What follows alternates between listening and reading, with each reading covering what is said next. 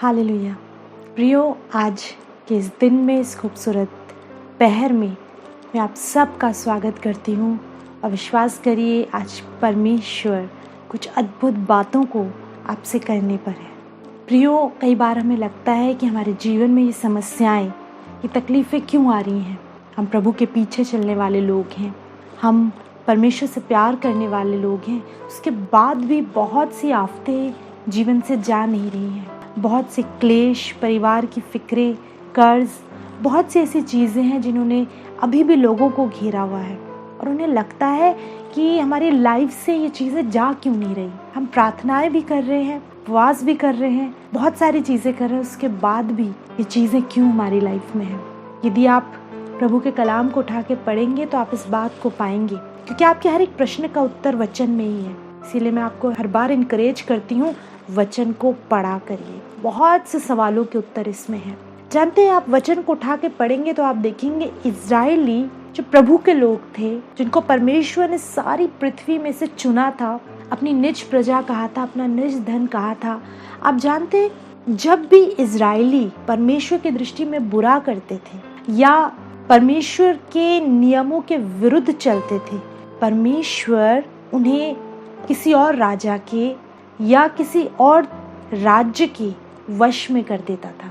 वो गुलामी में चले जाते थे, दूसरे राज्य के लोग आक्रमण करते थे, उनका जीना मुश्किल कर देते थे। ये परमेश्वर का तरीका था। पढ़ के देखिए, बहुत बार ऐसा हुआ जब राजाओं ने प्रभु के खिलाफ बलवा किया, जब इज़राइल ने परमेश्वर के खिलाफ बलवा किया, प्रभु की आज्ञाओं के विरुद्ध चले, जो आज्ञाएं परमेश्वर ने अपने लोगों को दी थी उसके विरुद्ध चले, हर बार परमेश्वर उन्हें उनके विद्रोहियों के वश में कर देता था, उनके शत्रुओं के वश में कर देता था। और जब वो लोग दोहाई देते थे तो परमेश्वर उन चीज़ों से उन्हें बाहर निकालता था, उन्हें आज़ाद करता था। वैसे ही कई बार लोगों को पता नहीं चलता कि हम क्यों इन चीज़ों में फंसे हुए हैं, क्यों हम निकल नहीं पा रहे हैं। आप अपने जीवन को यदि जांचेंगे, आप पाएंगे आप परमेश्वर के नियमों के विरुद्ध चले, आपने परमेश्वर की आवाज़ को नहीं सुना, उसकी आज्ञा को नहीं माना, आप अपनी युक्तियों के अनुसार चलने लगे, अपनी बुद्धि के अनुसार चलने लगे। आपने वो किया जो परमेश्वर की दृष्टि में बुरा था। और आप सब जानते हैं आपने वो कौन से कार्य किए जिसके द्वारा आपने परमेश्वर को क्रोध दिलाया। और जानते हैं उसका रिजल्ट क्या हुआ। आज आप उन चीज़ों में फंसे हुए हो, आज आप भीतर से बड़े अशांत हो। जानते, बहुत से फ़ोन कॉल्स आते हैं, उनसे बात करते हुए पता चलता है वो कितने भयानक डिप्रेशन में है। उनकी वाणी उनका भेद खोलती है।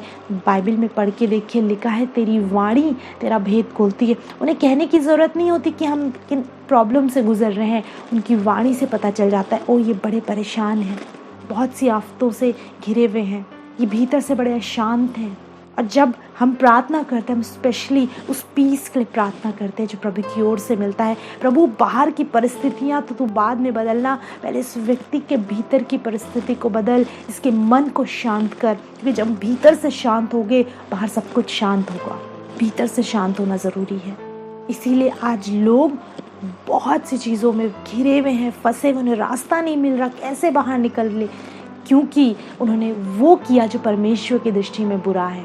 व्यवस्था विवरण 28 यदि आप पढ़ेंगे, परमेश्वर ने बहुत सी बातों को वहाँ पे कहा है कि यदि तुम मेरे विरुद्ध ये सब करोगे, आशीषों की बातें भी हैं, शाप की बातें भी हैं, यदि तुम ये गुनाह करोगे, पाप करोगे, ये सब शाप तुम पर आ पड़ेंगे, ये सब तकलीफ़ें, ये सारी चीज़ें तुम पर आ पड़ेंगी अगर तुम मेरी वो करोगे जो मेरी दृष्टि में बुरा है।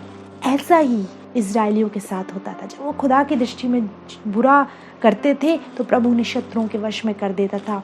आज ऐसे ही एक घटना मैं आपके साथ शेयर करूंगी जो प्रभु के कलाम में पाई जाती है। न्यायों की पुस्तक, उसका 6वां अध्याय, उसके पहले पद से हम पढ़ेंगे। यहाँ पे लिखा है, तब इजरायलियों ने यहोवा की दृष्टि में बुरा किया, इसलिए यहोवा ने उन्हें मिद्यानियों के वश में 7 वर्ष तक रखा। बाइबल हमें बताती है इजरायलियों ने क्या किया, यहोवा की दृष्टि में बुरा किया। जो प्रभु की आज्ञाएं थी, उन्होंने प्रभु के पीछे चलना छोड़ दिया, प्रभु की आज्ञाओं को मानना छोड़ दिया। वो परमेश्वर जो उन्हें मिस्र की गुलामी से निकाल के ले आया, उन्हें एक अपना देश दिया, ब्लेसेड लाइफ दी, सारी चीज़ें दी, लेकिन जानते हैं उन ब्लेसिंग्स में वो इतना खो गए, उन्होंने प्रभु के पीछे चलना छोड़ दिया। वचन में लिखा है परमेश्वर ने उन्हें मिद्यानियों के वश में 7 वर्ष तक रखा, दंड आया उन पे। इसीलिए जब भी आपकी लाइफ में कुछ ऊपर नीचे हो रहा हो, समझ जाइए कुछ तो गलत चल रहा है, कुछ तो है जो प्रभु को नहीं भा रहा। ये वो समय है मेरे प्रियो जो हम ये पढ़ रहे हैं न्यायियों की पुस्तक, ये वो समय है जब यीशु मसीह इस संसार में नहीं आए थे। इसलिए मुश्किल हो जाता था लोगों को प्रभु के सामने जाना, अंगीकार करना। प्रभु सुनते थे उनकी, लेकिन आज का जानते हैं कौन सा समय है? आज का समय ऐसा है जब आप घुटनों पे प्रार्थना करते हैं यीशु के नाम से। जानते हैं जिन गुनाहों में आप होते हो, पापों में, परमेश्वर उन्हें क्षमा करते हैं। दया से, अनुग्रह से भरे हैं परमेश्वर। इजराइलियों ने प्रभु की दृष्टि में बुरा किया, परमेश्वर ने 7 वर्ष के लिए उन्हें मिद्यानियों के वश में किया। दूसरा पद कहता है और मिद्यानी इजराइलियों पर प्रबल हो गए। जानते हैं कौन से मिद्यानी हैं? आप पीछे के अध्यायों में पढ़ेंगे, आप पाएंगे ये वो मिद्यानी है। परमेश्वर ने इजराइलियों के द्वारा मिद्यानियों का नाश किया था। कई बार इजरायली युद्ध को जीते थे प्रभु की सहायता से, लेकिन आज क्योंकि परमेश्वर ने ही इन्हें मिद्यानियों के वश में किया हुआ है, वचन बताता है मिद्यानी इजरायलियों पर प्रबल हो गए।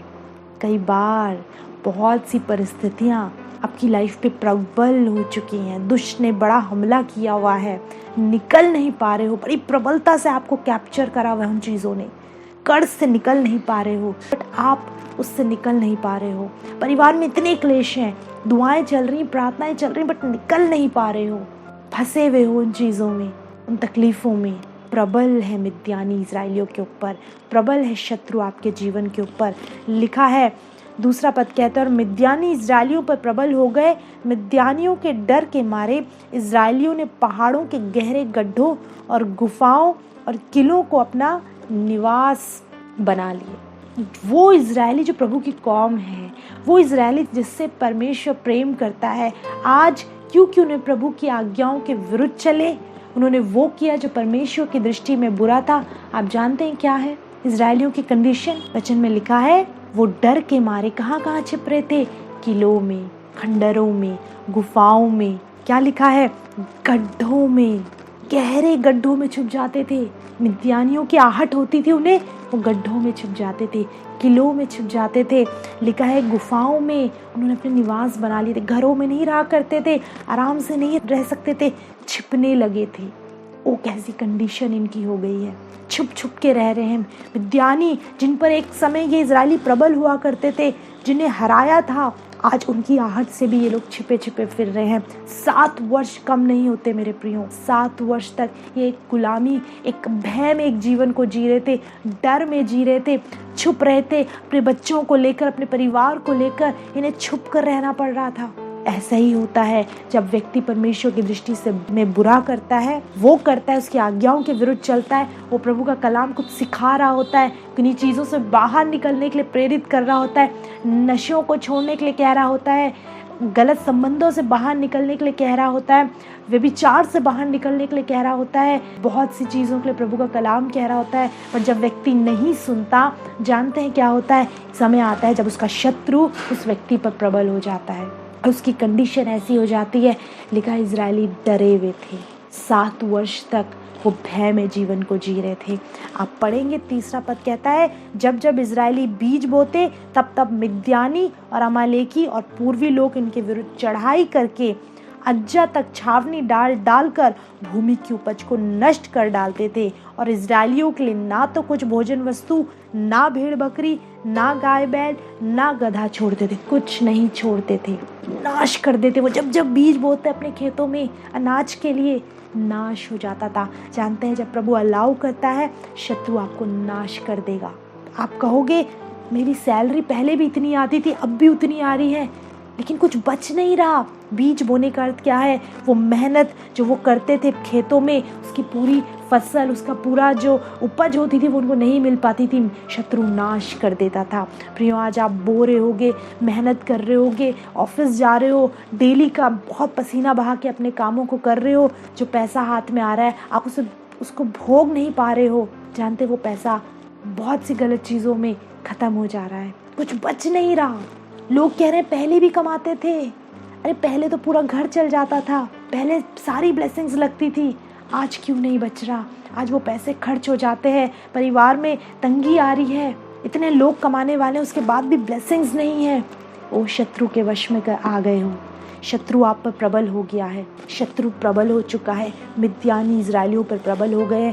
लिखा है, ना भेड़ बकरी छोड़ते थे, ना गाय बैल, ना गधी, कुछ नहीं छोड़ते थे। 5वां पद कहता है, क्योंकि वे अपने पशुओं और डेरों को लिए वे चढ़ाई करते और टिड्डियों के दल के समान बहुत आते थे और उनके ऊँट भी अनगिनत होते थे और वे देश को उजाड़ने के लिए उसमें आया करते थे। और मिद्यानियों के कारण इजरायलियों की बड़ी दुर्दशा हो गई। तब इजरायलियों ने यहोवा की दुहाई दी। जानते कैसे आते थे? लिखा है, टिड्डियों की मानिंद। आपने देखा होगा टिड्डियाँ किस मानिंद आती है? झुंड की झुंड आती है, फसल को चट कर जाती है। कुछ देर पहले जो फसल आपको खड़ी हुई दिखाई देती है, जब टिड्डियाँ आती हैं उनके जाने के बाद वहाँ पे कुछ नहीं बचता, पत्ते तक खा जाती हैं, कुछ नहीं बचता। इसी मानिंद मिद्यानी आते थे, इजरायलियों की तबाही मचा के चले जाते थे। बाइबल में लिखा है, इजरायलियों की बड़ी दुर्दशा हो गई। 7 वर्ष तक एक ऐसा जीवन वो जी रहे थे। प्रियो, जांचिए अपनी लाइफ को, कहीं आपके साथ कुछ ऐसा ही तो नहीं हो रहा? तबाही मची पड़ी है परिवार में, बिखर गया है परिवार। जब पीछे पलट के देखते हैं तो लगता है कि पहले बहुत सी आशीषें थी, परिवार मिल के रहता था, आनंद था, हम परमेश्वर के भय में चलते थे, प्रार्थनाएं होती थी, दुआएं होती थी। आज कुछ भी नहीं है, बड़ी दुर्दशा में पड़े हैं। इजरायलियों की बड़ी दुर्दशा हो गई। लेकिन एक खूबसूरत बात जानते हैं क्या लिखी है? लिखा है, तब इजरायलियों ने यहोवा की दुहाई दी। वो यहोवा की उन्होंने दुहाई दी। प्रियो, अभी तक आपने देखा ये वो परिवार में जो कुछ भी हो रहा है, आपकी लाइफ में जो कुछ भी, उसका कारण क्या है?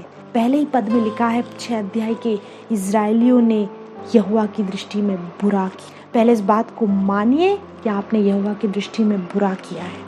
आपने परमेश्वर को वो स्थान नहीं दिया, आपने वो दुआओं को, वो प्रार्थनाओं को वो इम्पोर्टेंस नहीं दी।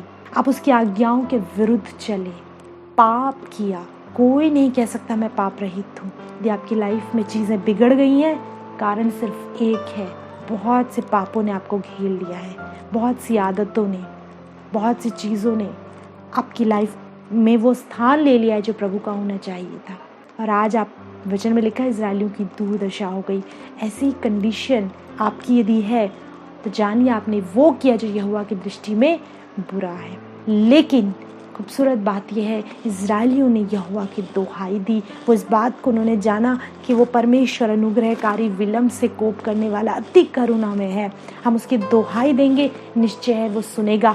7 वर्ष के बाद उन्होंने यहोवा की दुहाई दी। जब उनकी दुर्दशा हो गई, जब वो मिटने ही वाले थे, जब उन्हें छुप के रहना पड़ रहा था, उन्होंने यहोवा की दुहाई दी। आज का वो दिन है, प्रभु इस बात को आपको बताता है, यहोवा की दुहाई दो, रिपेंट करो, उसके सामने जाओ, अंगीकार करो कि हाँ प्रभु, मैंने गुनाह किया।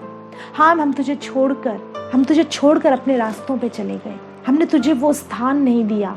यहोवा की दुहाई देने का अर्थ है रिपेंट करना, उसको पुकारना, कहना, प्रभु हाँ मुझसे गलती हुई। जानते हैं आपका परमेश्वर दयालु है, आपका परमेश्वर अनुग्रहकारी है, दया करता है।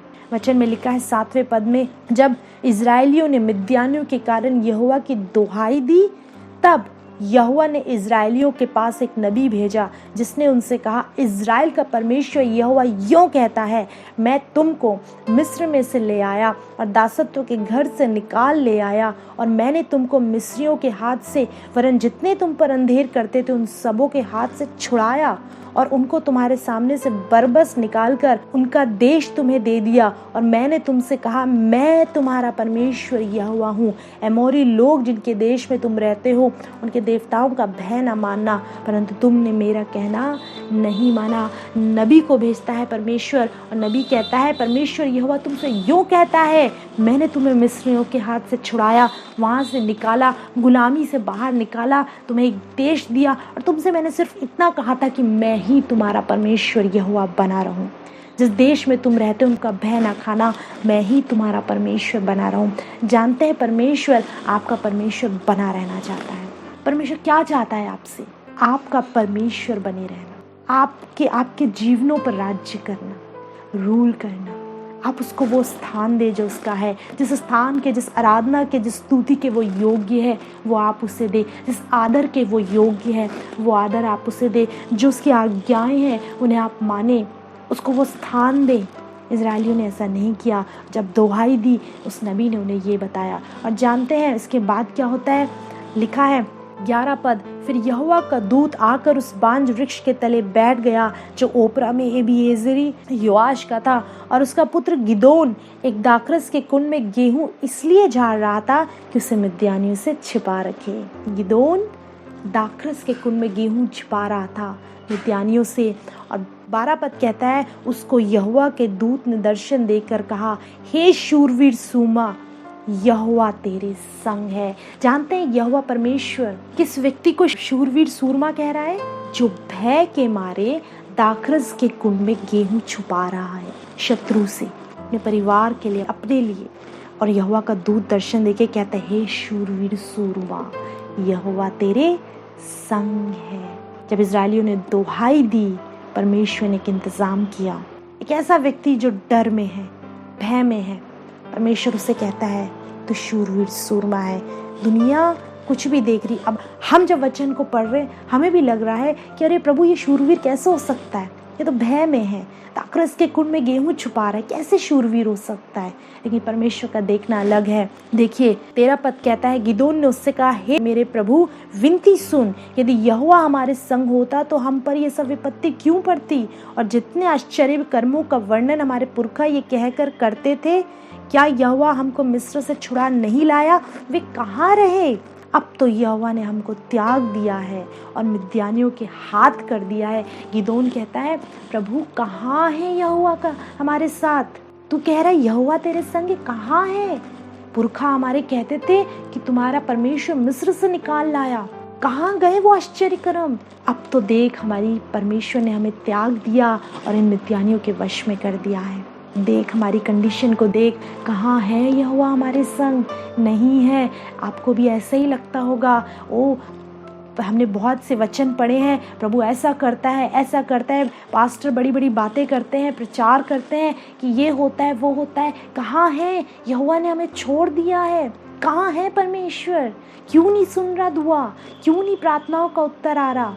पर आप फिर से यदि 6 अध्याय के पहले पद को पढ़ेंगे, आप पाएंगे इजरायली ने वो किया जो यहोवा की दृष्टि में बुरा था, इसलिए ये सब कुछ घट रहा है उनके साथ। 7 वर्ष उन्होंने दुर्दशा में काटे। क्यों? पहला पद, यहोवा की दृष्टि में जो बुरा था उन्होंने वो किया। परमेश्वर उनका परमेश्वर बनकर रहना चाहता था, उन्होंने परमेश्वर को त्याग दिया। गिदोन कहता है, कहाँ है वो हमारे साथ? मैं आपको बताना चाहती हूँ, ये आपका देखना है।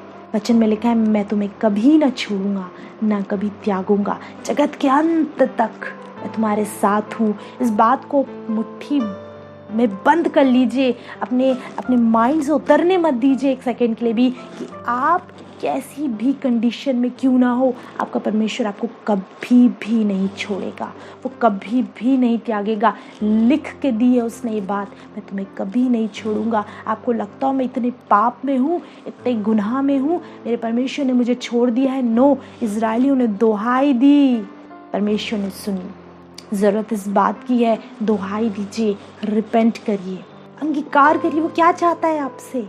एक टूटा हुआ हृदय, एक हृदय जो ये बात कहे कि हाँ प्रभु, मैंने गुनाह किया, हाँ मैंने पाप किया, मुझे क्षमा कर। वो आपके हृदय को जब टूटा हुआ देखता है, प्रियो, वो आपको सीने से लगा लेता है। पढ़ के देखिए उस पुत्र के विषय में जो वापस आता है, जब गुनाह में, व्यभिचार में चीज़ों को, अपने पिता की संपत्ति को उड़ा दिया, और जब वापस आता है, बाइबल में लिखा है वो दूर ही था, उसके पिता ने दौड़कर उसे गले से लगाया। परमेश्वर आपको कभी नहीं त्यागता। लिखा है 14 पद में, तब यहोवा ने उस पर दृष्टि करके कहा। जानते, बड़ी खूबसूरत बात है। दृष्टि करने का अर्थ क्या है? वो प्रेम से भरी दृष्टि, वो विश्वास से भरी दृष्टि। मैंने तुझे नहीं छोड़ा, मैंने तुम्हें नहीं त्यागा। गिदोन बड़ा घबराया हुआ था, भय में था, पीड़ा में था, कहा प्रभु मुझे छोड़ दिया है, हमें छोड़ दिया है, प्रभु ने हमें त्याग दिया है, कहाँ है प्रभु? यहोवा ने उसकी दृष्टि की, और उस दृष्टि करने में एक बात थी, वो प्रेम था, वो वादा था कि मैंने तुम्हें नहीं त्यागा है। लिखा है यहोवा ने उस पर दृष्टि करके कहा, अपनी इसी शक्ति पर जा और तू इज़राइलियों को मिद्यानियों के हाथ से छुड़ाएगा। क्या मैंने तुझे नहीं भेजा? यहोवा परमेश्वर कहते हैं तू इसी शक्ति में जा, तू इज़राइलियों को मिद्यानियों के हाथ से छुड़ाएगा। गिदोन से कहता है प्रभु, वो गिदोन जो दाग के कुंड में गेहूं झाड़ रहा था, भय में था, डर में था, जो इस बात को मान चुका था कि परमेश्वर ने हमें त्याग दिया है, जो इस बात को एक्सेप्ट कर चुका था, अब लाइफ ऐसे ही कटेगी, हमारी पीढ़ियां ऐसे ही रहेंगी। यहोवा परमेश्वर कहता है यहोवा तेरे संग है, इसी शक्ति में जा, तू छुड़ाएगा, तू इज़राइलियों को निकालेगा मिद्यानियों की गुलामी से, इसी शक्ति में जा। आज खुदा आपसे इस बात को कहता है, जब आप रिपेंट कर रहे हो, जब आप कह रहे हो प्रभु हाँ मुझसे गलती हुई, मैंने पाप किया, मैंने व्यभिचार किया, आज उसके सामने जब अपने आप को खाली कर रहे हो, जब आप हृदय को तोड़ रहे हो, जानते प्रभु का आत्मा आपसे कहता है इसी शक्ति में जा। जो वो थोड़ा सा जो आपके भीतर वो जो शक्ति मौजूद है, जब आप अपने कमरों में जाके दुआ करोगे, प्रार्थना करोगे, आप कहोगे बड़ा बल मेरा कम हो रहा है, प्रभु कहता है उसी बल में जा, तू ही शत्रुओं का नाश करेगा। जानते हैं पूरे परिवार में त्राही त्राही मची है, पूरा परिवार बिखर रहा है, परिवार में सब गलत चीज़ों में है, लेकिन जो व्यक्ति आज प्रभु के कलाम को सुन रहा है, विश्वास करिए प्रभु आपसे कहता है, आपको प्रभु ने चुना है अपनी परिवार की छुड़ौती के लिए, आपको प्रभु ने चुना है। गिदोन को इज़राइल में से चुना प्रभु ने। और जानते गिदोन क्या कहता है? पढ़ के देखिए 15 पद। उसने कहा हे मेरे प्रभु विनती सुन, मैं इज़राइल को कैसे छुड़ाऊं? देख मेरा कुल मनुष्य में सबसे कंगाल है, मैं मनुष्य में सबसे कंगाल हूँ प्रभु, धन संपत्ति कुछ नहीं है मेरे पास। लिखा है फिर मैं अपने पिता के घराने में सबसे छोटा हूँ। मनुष्य के कुल में सबसे छोटा कुल है मेरा, और उस कुल में से भी अपने पिता के घराने में मैं सबसे छोटा हूँ। यहोवा ने उससे कहा निश्चय मैं तेरे संग रहूँगा, इसलिए तू मिद्यानियों को ऐसा मार लेगा जैसे एक मनुष्य को। जानते हैं परमेश्वर क्या कहते हैं? गिदोन कहता है मैं अपने कुल में, मनुष्य के कुल में सबसे छोटा कुल मेरा है, और पिता के घराने में मैं सबसे छोटा हूँ। वो क्या कह रहा था? प्रभु मैं योग्य नहीं हूँ, सबसे कंगाल कुल है मेरा। आपको भी ऐसे ही लगता होगा, मैं कैसे, मैं तो सबसे ज़्यादा मैं बहुत गुनहगार हूँ प्रभु, बहुत पापी हूँ, तुझसे बहुत दूर हूँ। वचन में पढ़िए, बाइबल बताती है उसने जगत के मूर्खों को चुन लिया कि ज्ञानवानों को लज्जित करे। जो बहुत डिग्रीज रखते हैं, जो बहुत अपने आप को ज्ञानवान समझते हैं, जो अपने आप को बहुत बुद्धिमान समझते हैं, जिन्हें लगता है उन्हें पूरी बाइबल रटी हुई है, जो बहुत वचन का ज्ञान रखते हैं, जो बड़े बड़े प्रचार करते हैं, जानते हैं प्रभु आपको चुन लेगा उन्हें लज्जित करने के लिए।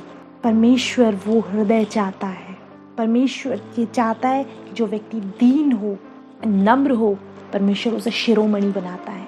जिसने अपने जीवन में घमंड को रखा हुआ है, जगह दी हुई, जो अपने आप को बहुत कुछ समझता है, प्रभु उसको इस्तेमाल नहीं करते।